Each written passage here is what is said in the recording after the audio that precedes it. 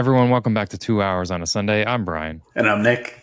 And today we're venturing across the lands of Hyrule. And we're diving into The Legend of Zelda. Heck yeah. Oh, this is my favorite. To preface, Nick is the one, you're the one who knows the nitty gritty.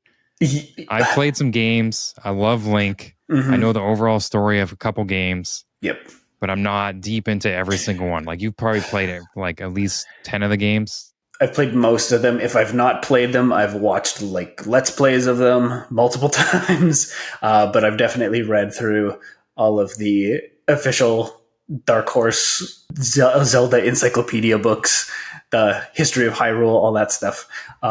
You read the history of Hyrule? I did, yeah. Dang. So that is the big green book that Nintendo released through Dark Horse. That's essentially the like official timeline of the Zelda series, which I think it's funny because Nintendo's like, people are complaining that there's no official timeline. Let's just release something.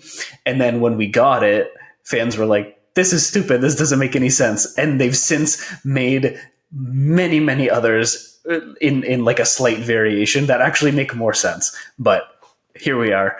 Do you own that first book? Is that a book or did you just read it online? I own it. It's like this thick. It's one of those like big, but it's like a coffee table book. Actually, I think you've shown me that before. Yeah, it's awesome. Yeah. I love it. There's that one. There's Arts and Artifacts. That one is all just artwork from the games, concept art. And then the last one was the Zelda Encyclopedia. That's the blue one. And it's just got like facts galore, more artwork. And that one had a bit, I think, regarding Breath of the Wild before it even came out, which was super amazing. Nice. Yeah. And then when Breath of the Wild came out, we had The Making of a Champion, which was also like just an amazing book to have for fans. It was like all the artwork, all the concepts for like the champions and stuff. Oh, can't get enough of that stuff. And they're thick too. They're not just like, like you rifle through a couple pages. No, this thing's a doorstop. And that's what that's what I'm here for. Because you got that with all the physical copies of the games. Yes, I'm on the hunt to have all the physical copies. I have pretty much everything from... Okay. I came into Zelda at a weird time. My first game that I ever played was the Game Boy Advance version of A Link to the Past. So it's the port from the Super Nintendo. And it was super cool. I thought, oh, this is a brand new game because I'm a dumb little 12-year-old. I didn't know. But it was so fun. It's just a top-down. You're slashing your sword everywhere. There's secrets to uncover. Is that the one where you go to the edge of the screen and then a new part of the map loads? Or is that Legend of Zelda 2? So that is technically all the original one, Zelda 2, and Link to the Past, because that's like the limitations of the hardware. This is the one where Link had pink hair, if that rings a bell. Not ringing a bell. Yeah, in the sprite for the game, he has pink hair.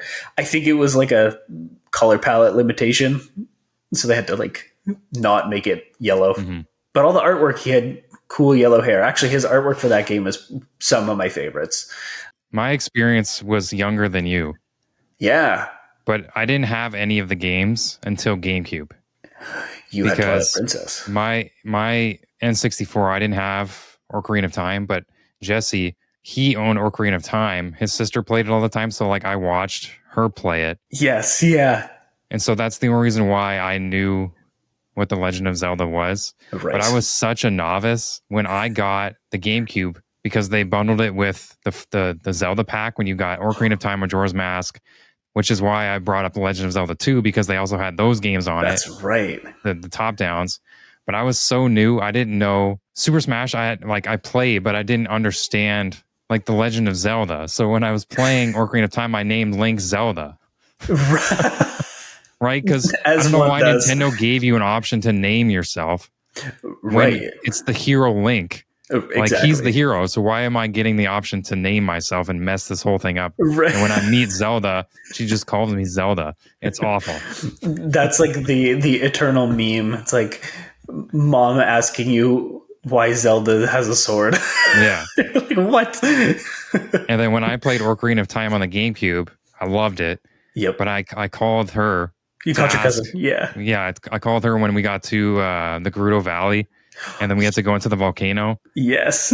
And so I was like, how do I get through this? Because back then in the late 90s, what was it, 2000 probably when I was playing this, 2001? Yeah. I didn't know that you can look anything up really. Right. It was everybody trying to do this themselves. So I called her up. I said, how do you go through this, and this? Because she beat it probably twice, 3 times.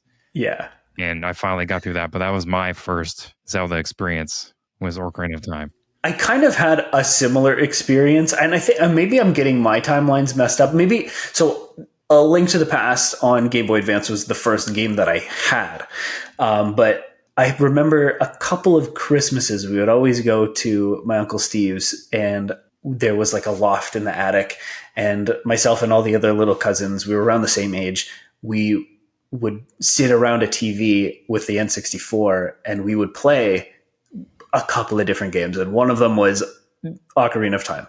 And I never played it because I was still kind of too young, and I was like, I don't know what this is. But I vividly remember them walking around Castletown, going into Kakariko Village, and just the music still kind of lingers in my head. And it's just, I don't know, it's one of those series that regardless of how janky it might look now or how relatively streamlined some of the new adaptations are, going back to those games is still so fun and enjoyable. I don't think you could get into it until you're like 11 and up. Like, they're hard games. Yeah. There's a learning curve, especially back then when we were so used to like maybe top-down stuff, or even when we played Pokemon Stadium, we were used to more static RPG things. Then you have the Z targeting, you have 3D controls, you have to do precise movements. We didn't really get that. But even just the fact that you had to figure stuff out, like they give you vague clues and you have to just travel across endless hours of Hyrule to figure out where you're supposed to go. It's I don't know if we really have much of that anymore. I mean, for me, the closest thing now that isn't Zelda would be, I don't know, something like Mario Odyssey, where they have clues here and there that can guide you to the next like Power Moon location, but you can kind of stumble on all of it yourself and progress through the game. Right. Well, now we have objectives, right? Anytime an objective comes up, it's in a log book. Well, with Breath of the Wild and Tears of the Kingdom, the map is gigantic. So how else are you supposed to know where you're going? I shut them off. Thousands. You're ridiculous. Yeah. As soon as I got Breath of the Wild for Wii U, I shut the minimap off immediately. I shut the compass. I shut off all of the waypoints. I was like, no, I am going to do this like just by memory, just by location. It was hard, but man, did I get a lay of the land. Yeah. And to be honest, I didn't even finish that game. I haven't finished Breath it because... Wild? No. Can I tell you my Zelda crutch? Is I get to the very end of the game and I just stop playing. You're like, that's good. I've done my job. And I think it had to do with... So scratch that. I beat Ocarina of Time. That's the one I beat because I also had it on the 3DS. The 3DS remaster is amazing. It's wonderful. But I think it had to do with my terrible experience playing Twilight Princess. Oh, yes. It's my favorite Zelda game by far. Yep. From the style, the moves, the story. I love wolves. Turning into Wolf Link was so cool. Midna, all the counters you could learn. But I didn't own Twilight Princess. And you know this. I rented it from Movie Gallery. I do. And when I got to past the desert. Like I was so close to the end of the game where you were at the snow temple. Were you not? I had to go across the desert. I passed that point. Oh, You had to make your way across the desert to this other temple. And then at some point you had to come back and there was a segment in this middle of a lake and you had to go up in an air balloon or something happened. But then the whole game glitched and I couldn't progress. I couldn't move. I couldn't do anything. And all my save data disappeared. And I was easily like 30 hours into this game. Yeah. So I had to return it. And then obviously I loved it. So I wanted to play it again like a year later. So I rented it again and I just never got to beat it. I never beat it because Yeah. it was just the memories haunted me. And then when I got Breath of the Wild, that one I owned, I got to the castle and I was content with where I was at. I was unstoppable. I had all the hearts. I had all the, like, I was like, I don't need to beat this game. Like, I already beat the game. Yeah. I know I could beat the game. And then when Adria got me Link's Awakening for the Switch, oh yeah, I absolutely adored that game. Yep. I keep telling you, you have to get it before they run out of print. Yep. I loved Link's Awakening. It was so fun. It was like a 7-hour game. Oh, the art beautiful. style, everything. And what happened? I got to the final boss and said, I'm good. Because I didn't want the game to end and just start over. But you told me once you beat the boss, you can still walk around, but I still never went back. You essentially go to the moment just before you enter the final boss. Yeah, right before you fight the chicken. Yeah. Exactly. Or is it the chicken right at the end? It's like the whale, winged, or the no. You fight I forget it's like the big nightmare boss. I can't remember. Right, but he's on top of the castle. He's flying around. I watched somebody beat it. Yeah. Like with Twilight, I also watched somebody beat the Ganondorf fight in the final fight, which was so cool. There's like 7 stages. You're on a horse. You're fighting him with arrows. Yeah, and he's the Boar Ganon form is so good. Oh. It's amazing. So you kind of alluded to it. Your favorite two games are essentially Twilight Princess and Link's Awakening. No, those are 2 very different games. Yeah. Well, I also love Ocarina of Time. Don't get me wrong. Yeah, for sure. Link's Awakening was just a joy to play because it was so short and the art style was fun. And I never played it growing up. So this was just a new Zelda experience. Yeah. And I got it for a gift and I was like, oh, a new Zelda game. It looks so cool. Yeah. And I just wanted to play it because you love Zelda. Yeah. So I was like, I want to have this conversation. But I would go Twilight Princess, Ocarina of Time, Link's Awakening. Nice. That is very solid. Those are I don't think a lot of people would argue with those choices. And I will preface because I played Majora's Mask on the GameCube, but I couldn't figure it out for the life of me. And I never passed the first 20 minutes. Like I couldn't beat the class, so I never understood. But then I watched some gameplay like a year ago. Yep. And man, that game looks unreal. I know. But I could never figure it out. I was 11 years old. I just didn't get it. That game gives me so much anxiety in terms of like, oh, I have to complete these tasks before the end of this particular day. And then I got to go back and do it kind of again. I don't know. It never clicked with me. It's such a good concept. It's such a well-loved game now. Mm-hmm. But yeah, that one's going to take me a little while to want to get into. But yeah, I have it on DS or 3DS as well. I also got it on the 3DS. When the eShop closed, you got the sales? I got the physical copy and I haven't even opened it. Wow. I also did you ever play Wind Waker? No. Actually, okay, here's the thing. There was a demo of it on the GameCube version of my 4-pack. So I only played the first 20 minutes. What did you think of that demo? I didn't like it. Yeah. Because most of it was having to ride a boat to this island, and after that there was only 5 minutes left, and then it just ended. But I didn't really like the art style. The art style wasn't for me. I get it. I totally get it. I watch Zelda videos on YouTube all the time, and learning about the history of it coming out, people were furious about just the art style, the direction that they were going in. They were like, oh, it's too childlike. Now people absolutely love it. And I never had it for GameCube. Actually, Bree had it for GameCube. I thought you had it like unopened. I have it on Wii U. I have the HD remaster. Gotcha. But Bree had it on GameCube, and I asked her, did she sell it? No, she still has it. Nice. So you have it's at her parents' house, yeah. And I asked her, I'm like, what did you think? Because like me being a Zelda fan and her not playing games much, I was like, oh, tell me more.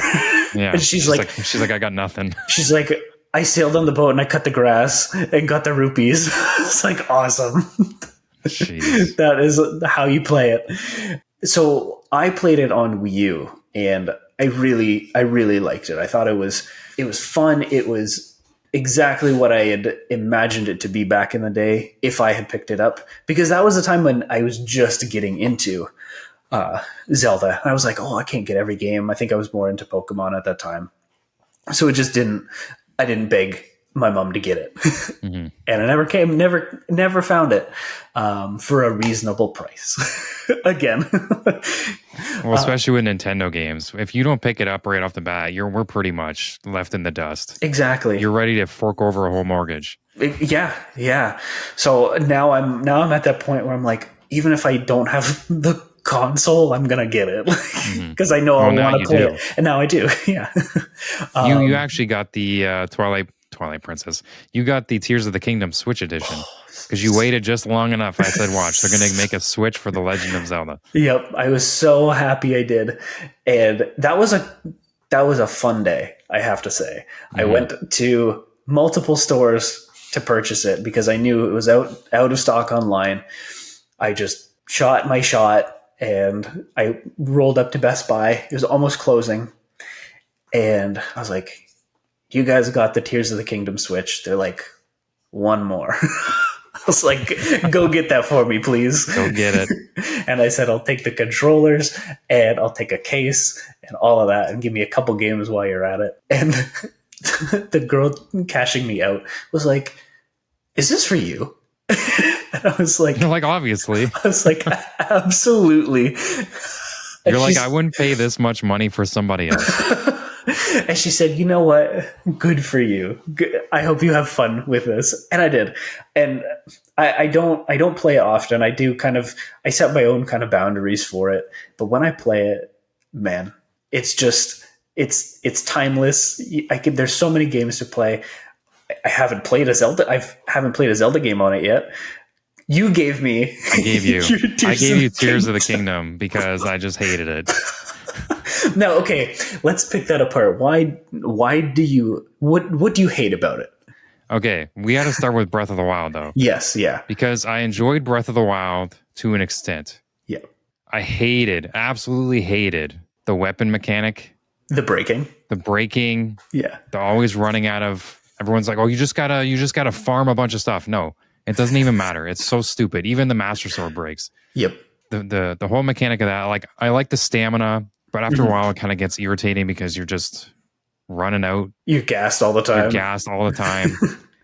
Like, the overall story was cool, but when they brought out Tears of the Kingdom, I was like, okay, I'm gonna get it because I remember liking Breath of the Wild, but then I forgot about the stuff I didn't like. And it was tripled in this game. Everything that I didn't like. The weapons were back and it was immediately irritating. And now the game is so difficult. Yeah. You have to spend hours building these machines in order to bulldoze your way in to blow everything up. Yeah. And the game is open world, so you can go anywhere you want. But the difficulty is not, there's no easy mode, there's no normal, you just go. Yep. And then there's what is that thing that comes out of the ground to chase after you in the middle of Hyrule? Oh, the gloom hands? The gloom hands. Nope, get that out of here. I was 2.5 hours into the game and I just couldn't do it anymore. I said, I want to have an enjoyable time. I don't want to spend hours building stuff. Like, my favorite Zelda games are Ocarina and Twilight, where you just get a sword, you upgrade your shield at the shop, and you learn skills and you go through with these weapons. You get arrows, you get bombs. Yep. And you just go. I don't like completely open world RPGs where my weapon that I like is always breaking and I got to find more. I'm left with a wooden stick. It's so dumb. And you have to make fruit. Yep. You have to cook. The cooking's okay, but like, you need to eat food to make you not freeze to death on certain parts because you don't have the right amount of equipment yet. Yep. It's a taxing thing. I know everyone's like, oh my God, Tears of the Kingdom, one of the best Zelda games. That's not Zelda to me. It's not. Even in Breath of the Wild, I did like some of the trials, but it's just not dungeony enough for me. It's not just go in with what you have. Yeah. It's like you go in what you have, but you lose it all the time. Yeah. And you die so easily. I just don't, it's not for me. I totally respect that. And I think that now that it's been, a year and a bit since Tears of the Kingdom came out, more of that same sentiment is coming out like online. People were just gushing over it when it came out, but now people are like, oh man, like, you know, there's these things, these are the shortcomings, and it's pretty much all the same stuff you said. It's like, you know, the weapons durability system is kind of grating on people. The farming of utilities, you got to make the zonai machines to have kind of like a ease of life, ease of play kind of thing going on. Because even the most durable weapons, they don't last long at all. Right. It's like a stick can last one fight with one Moblin. Bokoblin, actually. Bokoblin. Yeah. And you get like a mega sword or like something with a big club, and you can mix them together. That's like, okay, 3 of them. Yeah. Like, how irritating is that you have to have the big bag, carry 50 weapons just because you can't fight a boss without less than 50 weapons. And it's so irritating. If that was even better, like if they built it up where, the stick obviously would break. But once you got the Master Sword and like these heavy artillery weapons, they shouldn't break unless, I don't even know. Like you're matched with like the same weapon in an enemy or something. That, but like it should go like a full, I don't know, like a day, like unless you're smashing it off you hit it off like a mountain or something. Right. Or like there's no reason for it to break. Like the Master Sword should not have any kind of durability to it whatsoever. Weaker like power, but unlimited durability or something. Yeah.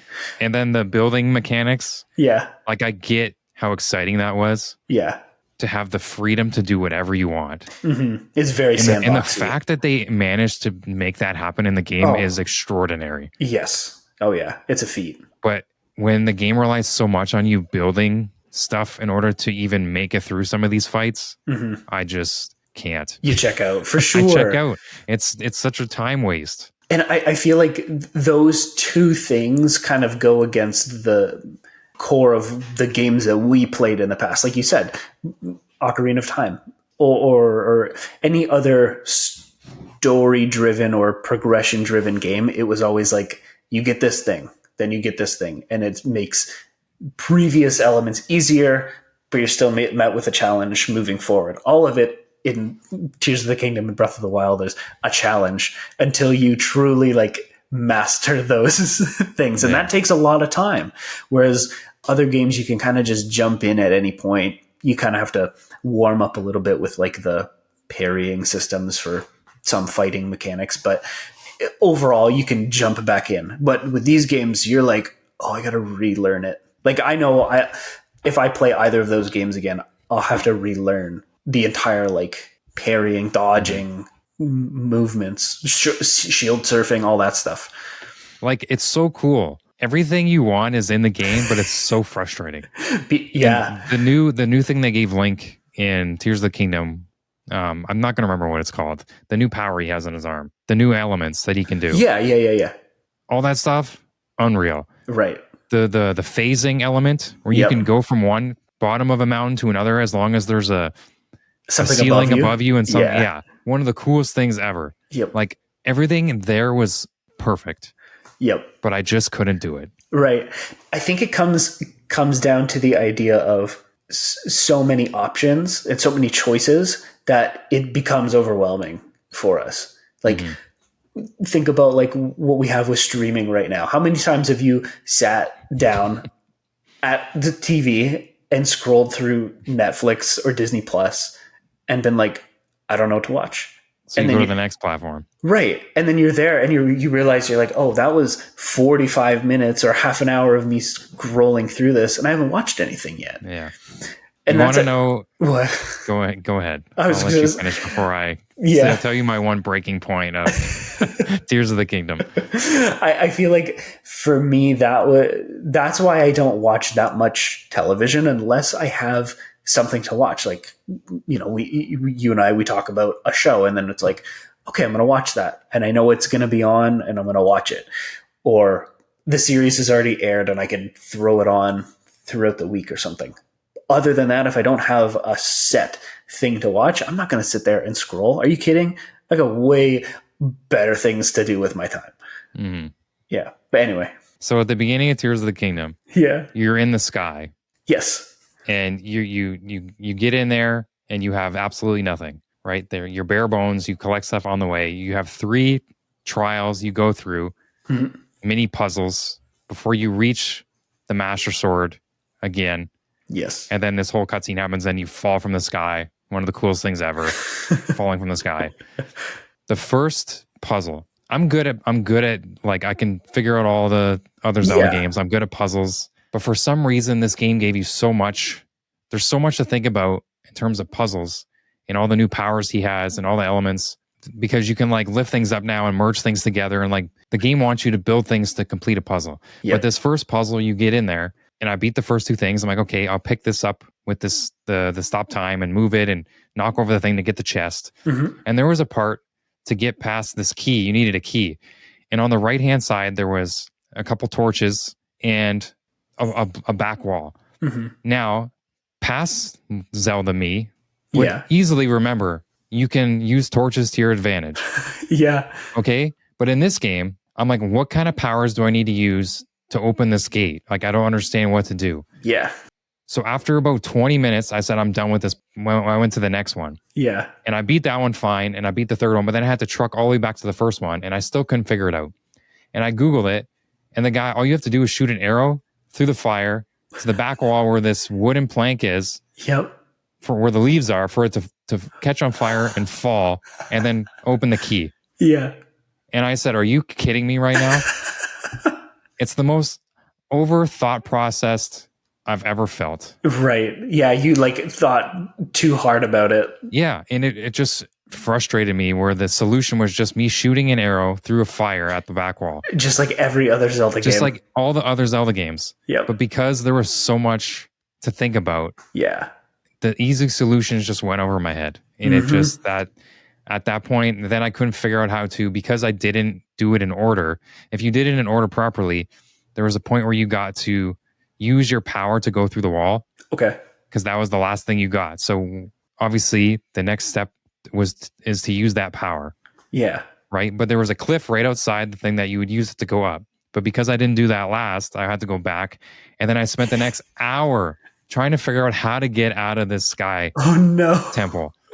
And I tried piecing these things together to make a raft to go across this lake that you don't need to go across at all. And you just go up, and all you need to do is go up, and then you get off. That's where the temple ends. You coast off the temple. Oh my God. It was literally 30 seconds away from me. And at that point, I got to the ground, and I was doing some other stuff, and I said, I'm done with this game. It was the same day I bought it. Your messages to me that day were unreal. I was so mad. You're like, dude, I'm so pumped. Playing the game. And then like 30 minutes later, you're like, this is hard. I hate this. And then like, I actually hate this. You're like, no, this is really dumb. and then like 3 hours later, I got like I quit. I quit. I overcomplicated it so much to the point where I didn't enjoy it anymore. And what they gave me, I just didn't want to deal with. I think you have to go in with a very specific like mindset for that game to be like, this is not our grandparents' Zelda. But it's everything that I didn't like about Breath of the Wild, and then it just all brought back everything right that I didn't like. But yeah, that's enough of the negative stuff. Let's get into like one of your favorite Zelda games, and then we can talk some meat and potatoes about other things. Now, okay. This is controversial. This is very controversial for Zelda fans. Can I take a guess? Like we've talked a lot over the years. And I don't remember what it's called, but it's the one where is it the Link Between Worlds? No, it's the one where he can go into the wall. That's a close second or third. Okay, because I remember you talked about that one all the time, where you can fade into the phase into the wall. Oh, it's so good. I'll get to that one. Okay. So one of my favorite ones, as always, when we talk about like our top favorite games, it's a sliding scale. It depends on the day. But whenever I think about this game, it brings me back to like Christmas of whatever the year it was that it came out. And it was snowy. And we had just got back from Uncle Steve's, and I got to this was Christmas Eve. I got to open a present, open it, and I played it. all stinking night. I had to like hide under my sheets to play it. Was this on the Game Boy? This was on the Nintendo DS. Gotcha. Yes. And people probably already know where this is going. That game was The Legend of Zelda Phantom Hourglass. And so that was essentially the spiritual successor to the Wind Waker, where you control Link with the touch screen, with the stylus. Whoa. And let me tell you, this game is odd because it is not the most fan favorite by any means. But for some reason, the things that you had to do and the characters that you meet along the way were just so memorable to me. Like the one character, his name's Linebeck. He's this scoundrelly sailor guy. He's a pirate. And he cons you to like join his ship, and he takes you take him on an adventure essentially, and he's afraid of everything, and he hates your fairy companion. They always get into fights, but you don't get a companion like that all the time. And the controls were fun because it was something different. I didn't have to hold the DS like this all the time. I could actually like use the pen. You get to scribble on the map. So you bring the map down onto the touch screen. You can write little clues. So as a young kid growing up, like that was such a fun and creative way to play a Zelda game to me. And I love that game. It's so fun. I've played it a couple times since then, and it kind of just like comes rushing back to you. Like, oh, I remember what I have to do here, or I'm stuck like I was back then. Let me think through it. That's one of my favorite games. It's got this weird cel-shaded art style, but since it's on the DS, it's pixely as heck, and it's really gross looking, but man, it's got some charm to it. A Link Between Worlds. Now that game, I think for the quality of it, is miles better than Phantom Hourglass. It is like the sequel to A Link to the Past on 3DS, and that game, I've beaten it twice because it's just so dang good. And that was one game I was like, because I'm the same as you with beating Zelda games. I always go to the end and don't beat the boss. But this one, I completed it both times because I felt like all of the searching for the little seashell creatures and leveling up my armor and my sword and getting all of the collectibles was just not enough. I wanted to finish the game entirely. And it's so worth it. It's so worth it. Honorable mention though to the Minish Cap. So all yours are DS games. They're all handhelds, yeah. Why? I don't know. It's probably because you get to take it everywhere you go, right? It's the fact that it's in the palm of your hand, and it's like you can bust it out at any time. Yeah. And it's the thought of being like sitting in your bed, as a kid, and like with the blanket over you because you can't let people know you're awake still, and you're just playing.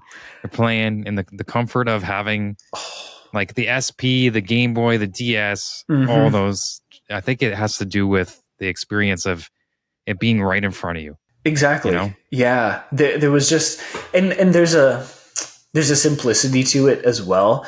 I think the 3D games on the consoles, they're a little bit like grander. There's a bigger scale to it. All of the handheld ones, they're very, very close quarters. The stakes are smaller. It just feels like closer to you sometimes. So I'm very thankful to have had those experiences growing up. I didn't play Minish Cap until I'd say 10 years ago. I found it at a used game store. It felt just as good playing it at that time as it would have probably back in the day when it came out. Because that was a game I never got. Because again, I was too busy playing Pokemon. Right. Ocarina is the only game I've beaten multiple times. Really? Yeah. I think it has to do with the fact that I played it on the N64. Like I didn't own it, but then I beat it by myself for the first time on the GameCube. Yes. And then I got it on the 3DS. Like because it's different eras. Like if they were to remake that now, Imagine if they came out with like a Ocarina of Time, Twilight Princess, Majora's Mask, Switch. Yeah. Or like another game, like something else that would come out for the Switch, like a remaster. Exactly. They could do them individually. Like I would play them again. 100%. Exactly. Yeah. Did you ever play Skyward Sword? I have. Yes. I haven't played on Skyward Switch. Sword. I you played it on Switch? Yeah. The remaster? Sorry, not on Switch. On I have the Wii version, but I played it on Wii U. Gotcha. Yeah. Could they put out a remaster for the Switch? On Switch, yeah. Because of Tears of the Kingdom. It came out like a year before. Or it was a year before, yeah, because they were like, we got to tide the people over. They're losing their minds here. That's kind of cool, though, they brought that back. Because I think they wanted it to tie into, like, doesn't it tie into Breath of the Wild and Tears of the Kingdom? Like, something about the story? It's essentially the start of the series. So it's how Hyrule came to be the land it is. Right. How the curse of Demise, the bad guy in Skyward Sword, essentially created the curse that would be the recurrence of some sort of form of Ganon, and there would always be a hero, there would always be a princess, there would always be Ganon or Demise reincarnated. It's such a cool idea.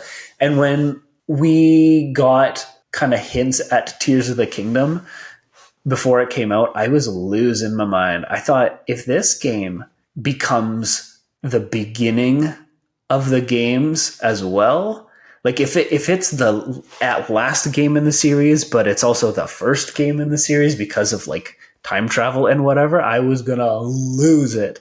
It's not exactly that, but it's still pretty darn cool what they did with that story. But there's still more mysteries to be uncovered here. I just love that they have that, and it's all subtle. It's not directly in the story. You get to explore the world and experience it that way. And I think to me that is what builds a good world. They don't lay it out for you. It just shows up in passing, and you get to kind of think about it. You get to be the explorer or the theorizer